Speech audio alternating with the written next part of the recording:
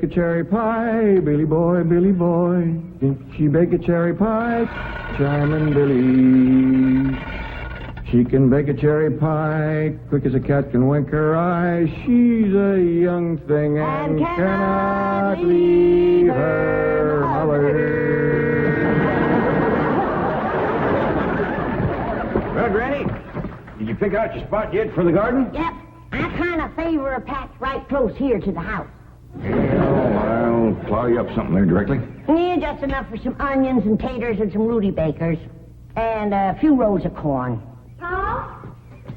Morning, Granny. Paul, can I help you with the plowing and the spading? Well, Ellie, I'd rather you put on one of them pretty dresses that Miss Hathaway got you. But, Paul, I can plow better in these clothes. Plowing. You know, Ellie, I'd like you to wear one of them dresses kind of regular. Wouldn't you, Granny? You're mighty fetching in a dress, Elly. Prettier than a tub of fresh churned butter.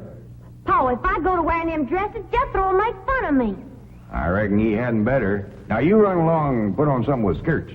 All right, but he hadn't better make fun. He won't. You know, speaking of Jethro, I think he's got himself a sweetheart.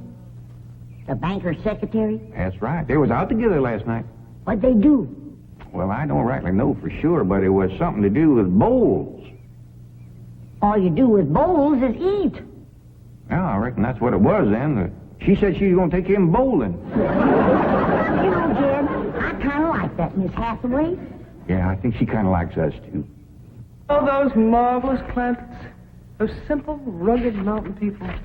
The more I see of them, the more I am impressed. Yes, now Never have I observed such strength of body, mind, and character. Yes, now They stand like boulders in the pebble-strewn landscape of Beverly Hills. Like mighty oaks among bushes. Like quiet. Now, like I admire them, too. But those boulders need polishing, and we've got to put some city leaves on those oaks before my wife gets back from Boston. Incidentally, in any endeavor requiring physical strength, they are most exceptional.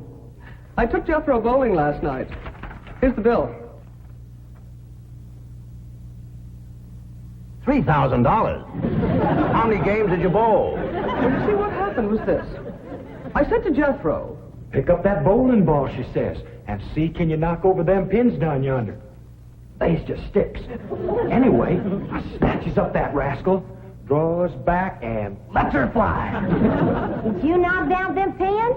Yeah, the pins, the pin boy, the end of the building, a brick wall, and a signboard down on Sunset Boulevard. I bet you Miss Jane didn't do that good. She didn't even try. She just looks at me and says, "Jethro, you're strong as an ox and twice as handsome." Ain't no two ways about it, Granny. That city girl is sweet on this boy. I reckon so, the way she's bragging on his looks. You are handsomer than an ox. Thank you, Granny. Cousin Ellie, you're a city girl now. Do you You think... see that, Paul? I told you this would happen if I took to wearing these dresses. If you call me that again, I'll turn you every way but loose. Say nothing but city gal. Ellie May, Clampett! Get up from there or you're going across my knee. And Jethro, you're going across mine. What did I do that was so all-fired bad? In that dress, she looks just like a city gal. You did it! I reckon we better go out there and see she don't hurt him.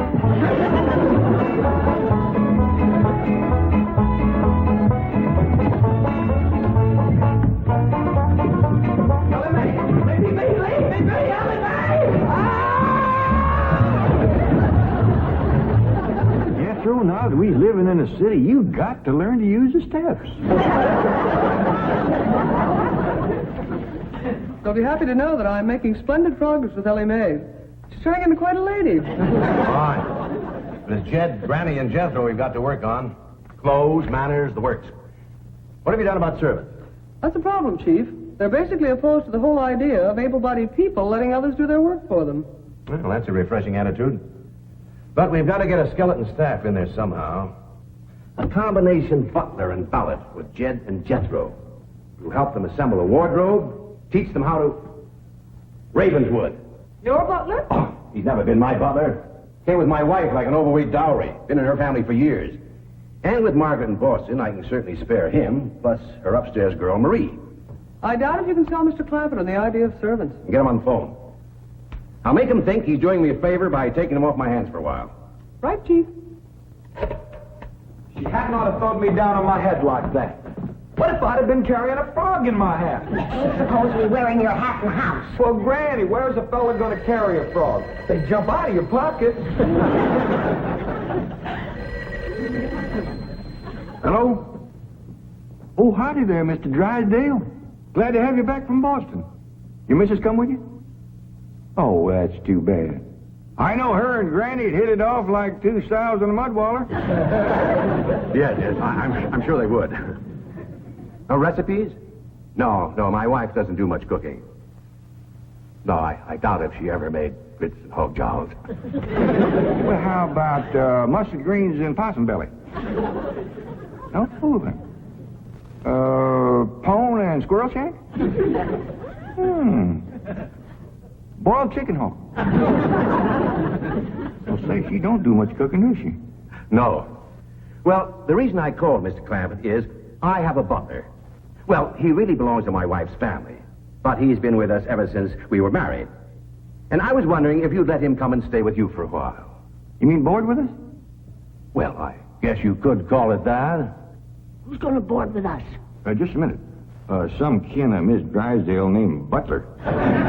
Why, we be just... That's that no good fat rascal that wouldn't let Ellie and me in to help Miss Drysdale when she was sobering up. Hello? Granny was talking at me, but she's done now. Oh, no, she ain't. Just a minute. Granny, let me hear the man out, and then we can talk it over. Yes, sir, Mr. Drysdale. I'm a-listening now. Well, in addition to Ravenswood, he's the butler, you can also have my wife's upstairs girl, Marie. Margaret may be away for some time, and I have absolutely no use for him. Well, I sure would like to oblige. Me and Granny will talk it over, and I'll call you. Oh, thank you. You'll be doing me a great favor. I was glad to help out when I can. Thank you again, Mr. Clampett, and goodbye.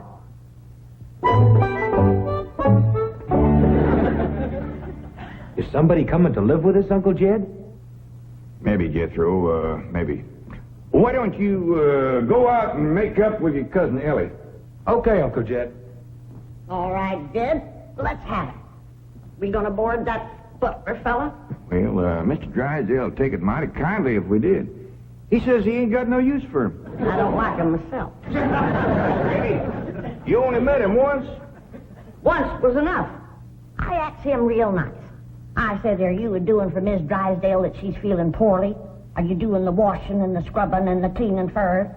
And he looks right down his nose at me and says, Madam, I am a butler. I reckon he is proud of his name. Kind of fancy. Ravenswood Butler. I don't care if it's Stonewall Jackson. And I think Mr. Drysdale has a lot of gall to ask us to take his wife's kinfolks off his hands. Well, now, I'm mighty beholden to him. You know he's keeping my $25 million in his bank, and he ain't charging me one penny to do it. That's his business. You didn't ask him to do it. Well, now, Granny, if it was just Mr. Butler, I might agree with you, but there's a sad side to the story, too. What's that? Well, you've heard of Mr. Drysdale speak of his stepson? That's his wife's boy by her first marriage? The one they call Sonny? Yeah. Well, it seems she's got a girl, too. And there must be something wrong with her. What? Well, I don't know, but they keep her upstairs. No. Yeah. He spoke of her as my wife's upstairs girl. The poor thing. Her name's Marie, and he'd like us to take her and Mr. Butler. Doggone it, Jed. We got enough to do to take care of this big place without... He didn't say what was ailing her, huh? Well, no, but if you ask me, they ain't eating right over there. No. You know what Mr. Drysdale told me? What? His wife ain't never cooked grits and hog jowl. Ah, go on. That's a fact. Nor mustard greens and possum belly. Nor pone and squirrel shank. Nor even boiled chicken hog. Land of mercy. You can't hardly blame Mr. Butler for getting a mite cranky. Man don't eat right, he gets that way. Well, dear, I reckon it won't do no harm to take him in for a spell. Granny, for such a little woman, you got an awful big heart. Well, I feel sorry for the poor girl. But the first time that fancy pants Mr. Butler looks down his nose at me, I'm gonna chuck him in the cement pond.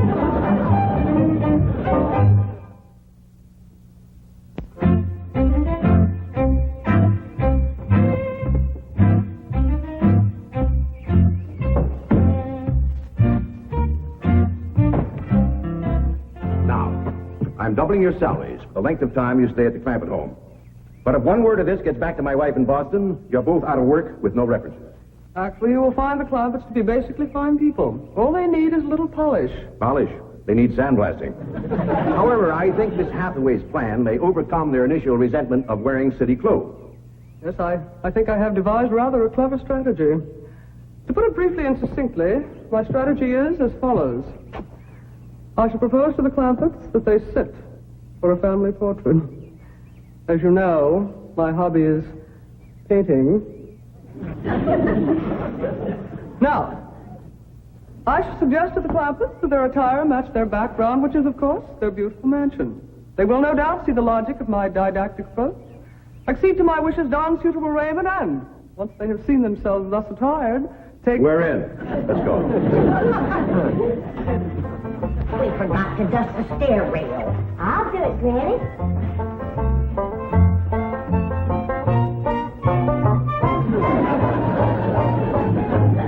Right. Wearing boys' clothes does come in handy sometimes. Hi, Ginger Granny. I think we got her all spick and span for the company. They ain't a speck of dirt no place. Can I go swimming now? Me too? As soon as we help Granny clean up the kitchen.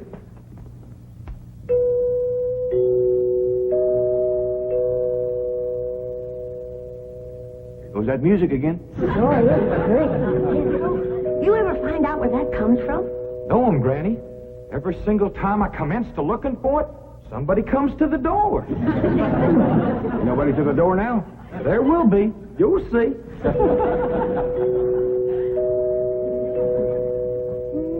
Doggies, that's nice. I'll pitch in and see can we find it. You're wasting your time.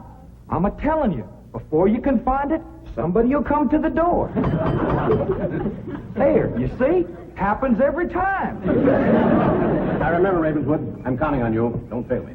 You have my word, sir. I've been butler and valet since boyhood, as was my father before me and his father before him.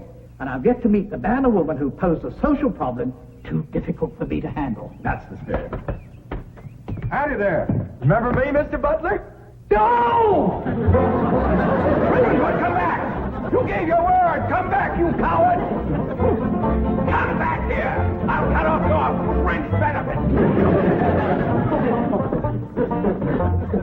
Ravenswood probably forgot something. He'll return shortly.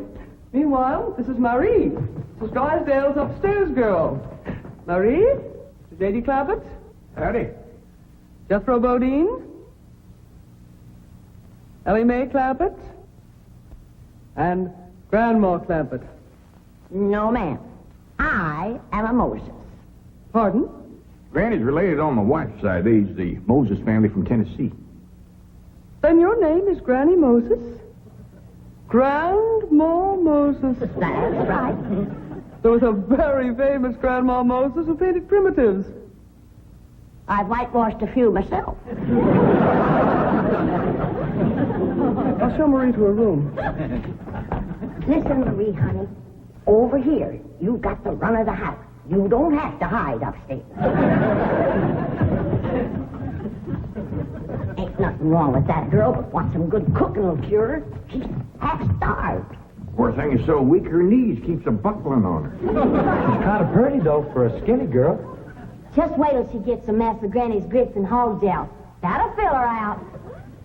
Till I'll get some of cooking. Guess that butler fellow will be coming back directly. Oh, and Granny, can we have some of that salted down possum belly that Ma sent us? Well, I reckon it is kind of a company meal. Granny, open up a jar of them pickled crow gizzards. Now, Jed, we don't want to spoil these folks. They might get to thinking we eat like that every day.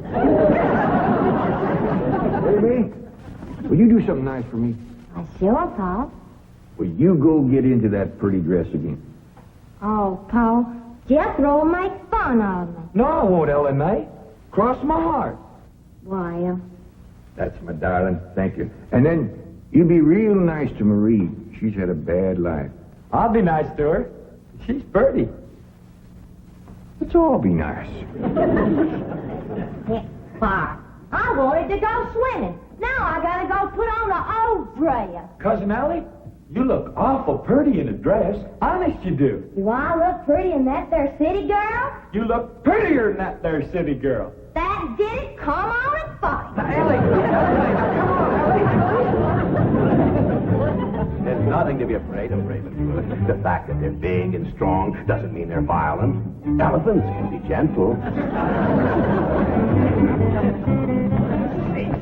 Now, Raven, your wedding appearances deceive you. Oh, Billy. Oh, I do admit on the surface they do seem a bit rough, even cruel.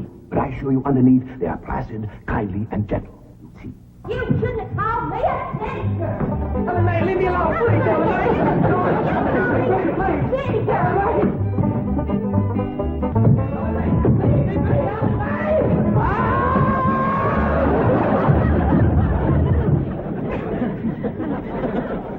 Mr. Butler, don't never say anything nice to that girl. She'll kill you. Come back here. Come back! You promised! I found her granny when Mr. Drysdale said he didn't have no use for Mr. Butler. He sure wasn't fooling. I just seen him cut through the brush chasing him with a stick. Mr. Butler gets sassy with me, I'll chase him with more than a stick. Dad, Ellie throwed me down on my head again. If she don't stop that, I'm going to get a headache. Stop riling her, Jethro. But golly, all I said was she's pretty.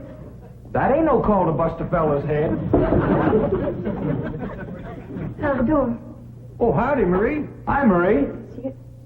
Are you hungry, darling? No, madam. I'm whopping up something here that'll just set your mouth to watering. Put some strength in your limbs, too. Tell her what it is, Granny. A great big mess of grits and hog jowls. And salted down possum belly. Cold pickled crow gizzards. How you like that? Don't tell me that child ain't hungry.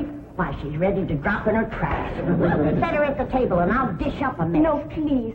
I only came in to bring you a message from Miss Hathaway. She's preparing to paint a family portrait, and she wishes to know if you all will sit for her. May I tell her that you will sit for her? Well, yeah, I reckon we'll do that. Merci.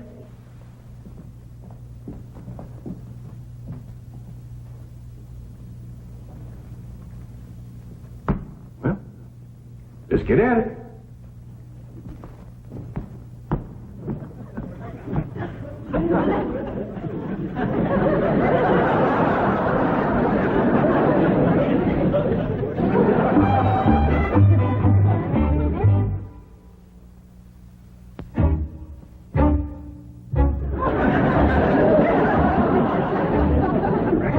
To talk while we're sitting? Yeah, I reckon. I found out something about Marie. What? She's scared of Mr. Butler. How'd you know? I asked her to go swimming with me, and she says he wouldn't allow it. What business is it of his? That's what I said. And she says he's a butler, and I'm just an upstairs girl. I got to do whatever he says. We'll see about this. Oh, dingies. Let's hit Mr. Drysdale, find him, and give him a whooping. I'll catch him, Granny. Well, Ellie, you go put a dress on like you promised. Uncle Jed, I'm going swimming. If I see him, I'll fetch him in.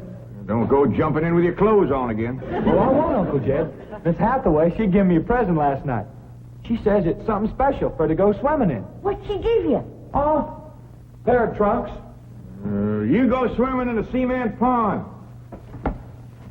Boy, it's too big to go swimming in a trunk. Ed, Even a pair of them. I got a feeling that Mr. Butler feller is going to be trouble. Yeah, we can handle him. Well, I still say that I think Mr. Drysdale has a lot of nerve to ask us to board his wife's relations. Maybe he just fed up. Man can get awful tired of having his wife's kin underfoot all the time.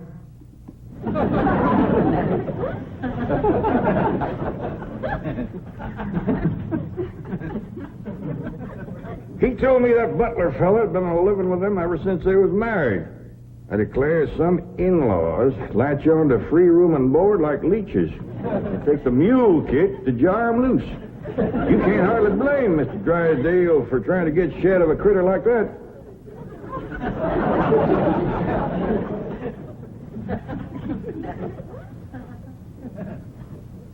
Is that the way you feel? You bet it is. I'll see how fast I can get packed. I'll get out from underfoot just as quick as I can. No, Jeff. I know when I'm not wanted. It don't take no mule kick to get shed of me. Darnation, Granny, well, I wasn't talking about you. We couldn't get along without you. No, Jeff. I'm just a burdensome old woman, no good to nobody. Why don't you throw me down the well? Go ahead, pick me up, carry me out to the well, and throw me in. Stop talking like that. Uncle Dan! Uncle Dan! I caught him. Mr. Drysdale, he gave out, but I caught this fat little rascal. What do you mean? You going to whip me, Granny? No, Jethro, I'm going to get thrown down the well. Why don't you throw us both down the well together? But it's no good leeching both. Mr. Butler, I'm sorry Jethro got mighty rough with you. He don't mean no harm. He's just an overgrown boy. Now, we's all mighty pleasure to have you come and stay with us, and as long as you behave yourself, won't be no trouble. Oh, I'm Jed Clampett. Sir. This here's Granny. I reckon you and Jethro done met. Yeah. Sir. Oh, and this here is my daughter, Ellie May. Enchantée, mademoiselle. Vous êtes très belle, très charmant, très ravissant. Don't you dare use them kind of words to a lady. What do you say, Granny? I ain't sure, but it sounded dirty. If your daughter was pretty and charming, oh, you're so different from all the others. You're like a beautiful city girl. He had not have said that. Oh, Marie, Oui, Miss Jane. didn't you say the Clampetts had agreed to sit for their portrait? Oui, they said they would do it. What is it? I believe it to be self-preservation, madam. No!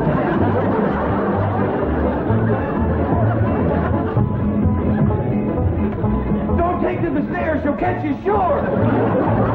Say now, let me go. Now, really.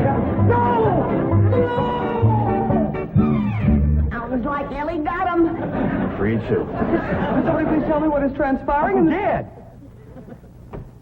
Ellie throwed him all right, but I caught him before he hit the floor. So here you are. Well, now, everything seems to be fine. You see, Ravenswood, didn't I tell you the Clampetts were kindly, gentle people? Yes, sir. Thank you, sir.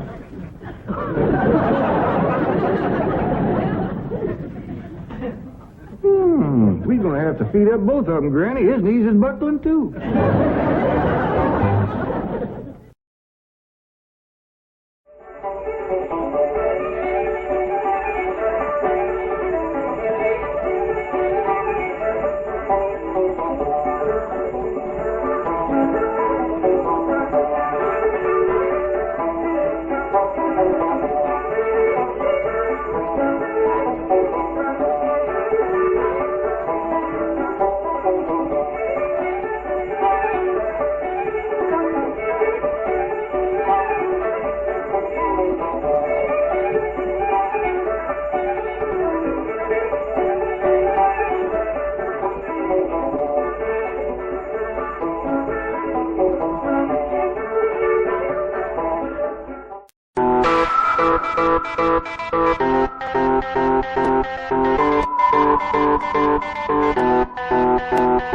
Thank you.